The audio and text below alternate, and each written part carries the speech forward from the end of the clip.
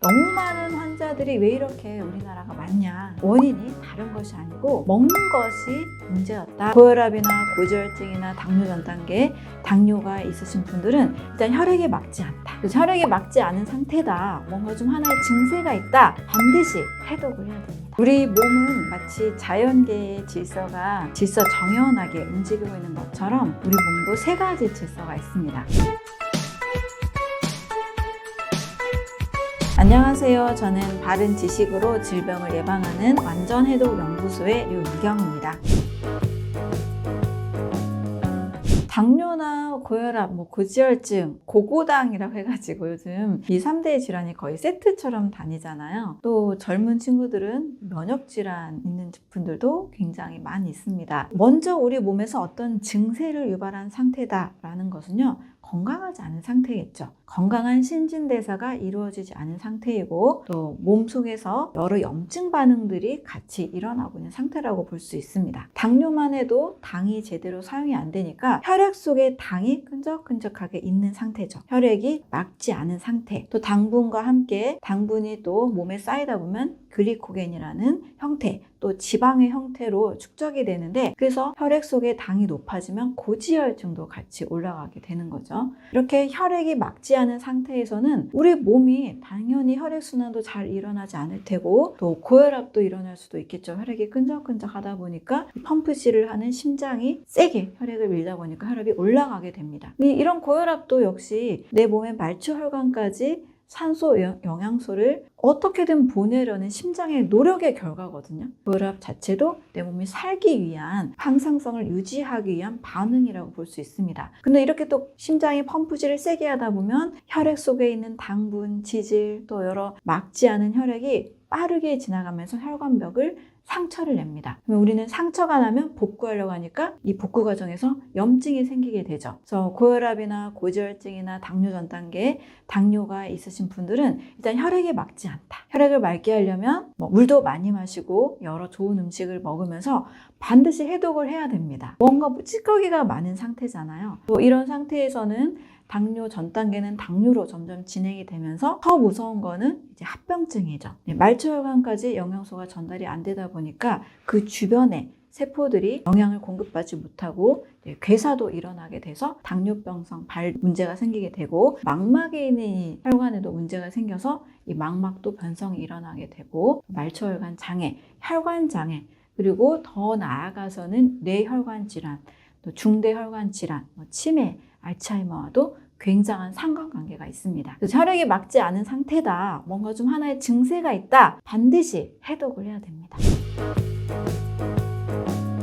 식원병이라는 것은 말 그대로 음식이 원인이 돼서 걸린 병이다라고 지어진 이름입니다. 식원병의 유래는 1976년도에 미국에서 미 상원 의원이었던 맥거번이 작성한 리포트를 통해서 알려지게 됐는데요. 미국은 이미 1970년대 이때부터 너무나 많은 사람들이 질병에 시달리고 있었죠. 너무 비만도 심하고 심혈관 질환, 심근경색, 심장 쇼크사가 굉장히 많잖아요. 미국에서는 암 환자도 굉장히 많고 너무 많은 환자들이 왜 이렇게 우리나라가 많냐. 이 미국의 환자들을 담당하는 의료비가 국가 예산을 초월하다 보니까 조사해라 라고 미 상원 의원에게 지시를 했습니다. 그랬더니 원인이 다른 것이 아니고 먹는 것이 문제였다라고 이제 결론이 난 거죠. 음식이 문제가 돼서 병에 걸렸다. 특히 미국은 말씀드린 SAD 식단, 가공식품이 무려 57%라고 했잖아요. 너무 많은 가공식품 먹다 보니까 몸의 신진대사가 다 문제가 생기는 거죠. 호르몬도 문제가 생기고 식욕 절제도 안 되고 여러 몸에서 염증도 많이 생기는 문제가 있는 몸이 된 겁니다. 그래서 음식이 잘못돼서 음식을 개선하자라고 이제 미국에서 시작을 하게 된 거고 미국에서 여러 이제 음식을 연구를 하다 보니까 수많은 이제 저탄 고지다, 고탄 저지다, 뭘 많이 먹었는데 이런 탄단지에 대한 비율들을 굉장히 많이 조사하고 또 전 세계에 가장 건강한 식단으로 알려진 지중해 식단이다, 또 고혈압을 낮추는 대시 식단이다, 플렉스테리언이다, 이렇게 다양한 식단들이 많이 생겨나게 된 겁니다. 지금도 고기 이렇게 주장하는 분도 계시긴 한데 한때 엔세이키스라는 사람도 고기 다이어트, 황제 다이어트 해야 된다라고 많은 동안 유행도 했었죠. 그래서 다양한 다이어트가 유행하게 된 배경이 이렇게 이루어지게 되기도 했습니다. 음식이 당연히 좋아야 몸이 문제가 없겠죠. 음식을 우리가 건강한 음식을 먹어서 건강한 몸을 만드는 것을 가장 첫 번째로 여기면서 여러 이제 운동이나 여러 가지도 함께 같이 병행을 하시면 건강한 삶을 우리가 다 누릴 수가 있습니다.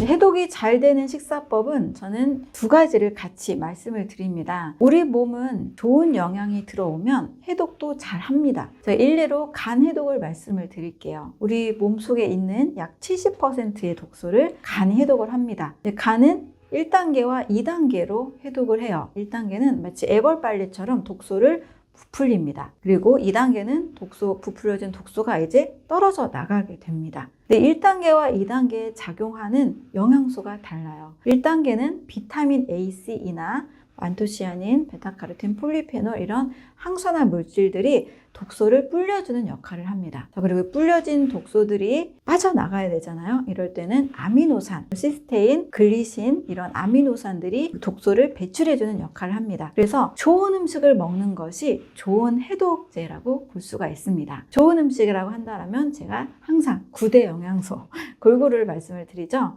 그래서 아침에 과일 드시는 거나 하루 중에 과일, 채소, 콩 50g, 견과류 50g 이렇게 좋은 균형 잡힌 영양소를 드시면 내 몸에서 간이 해독을 잘 하고 또 몸 곳곳에 신장도 있고 우리 폐도 있고 장도 있고 다 해독 기관이라고 볼 수 있거든요. 이런 세포들이 충분한 영양을 잘 공급받기 때문에 해독을 잘 합니다. 제가 늘 강조하는 해독 식단은 일단 아침은 과일을 드시는 것. 점심은 할 수 있다라면 집에서 드신다라면 그냥 간단한 식사, 해조류나 콩 이런 것들 좀 곁들인 식사 또는 집 밖에서 드시는 일하시는 분들이라면 그냥 저는 점심은 자유롭게 드시라고 말씀을 드리고 대신 좀 저녁에는 좀 가볍게 그리고 반드시 좋은 기름, 올리브 오일이나 견과류, 채소 올리브오일 볶음이나 채소 올리브오일 견과류 샐러드 이렇게 좀 좋은 기름을 좀 꼭 먹어서 이 몸의 세포들이 제대로 잘 기능할 수 있도록 만드시라고 꼭 말씀을 드립니다.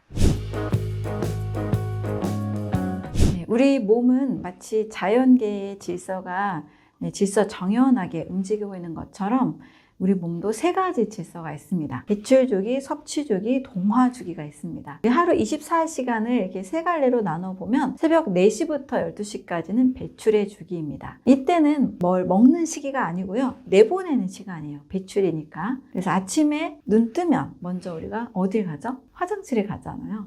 배출합니다. 그리고 목마르니까 또 물을 마십니다. 또 배출을 하죠. 그래서 큰 거, 작은 거, 대변, 소변을 잘 배출하는 게 아침 시간에 들어 있습니다. 근데 이것이 오전 12시까지 새벽 4시부터 이 8시간 정도가 지속이 되면 우리 몸이 해독하는데 굉장히 몸이 좋습니다. 이때는 뭘 먹으면 사실 식욕이 별로 있지도 않죠. 아침에 눈 뜨자마자 식욕이 막 침샘 폭발하지 않잖아요.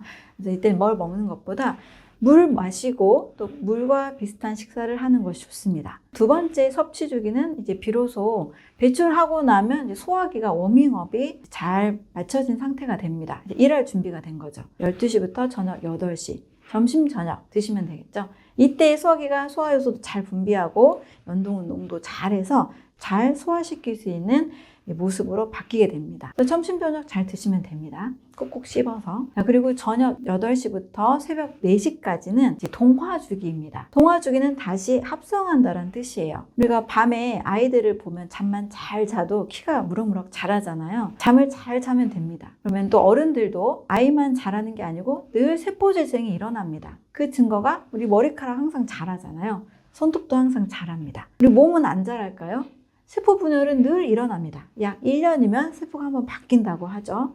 위장 상피세포는 5일 만에 또 재생이 되고요. 자, 이렇게 동화주기를 통해서 세포가 잘 분열할 수 있게 먹은 영양소들을 가지고 합성하는 시간, 또 호르몬도 만들고 신경 전달 물질도 만들고 합성하는 시간이 바로 밤 시간입니다. 근데 이 저녁 8시부터 새벽 4시까지인데 이때 만약 야식을 한다거나 또 야근을 한다거나 이러면 그렇게까지 우리 몸에 동화작용이 잘 일어나지 않겠죠. 그래서 야근 너무 오랫동안 하면 몸의 리듬이 깨지고 또 몸이 또 많이 아프기도 하잖아요.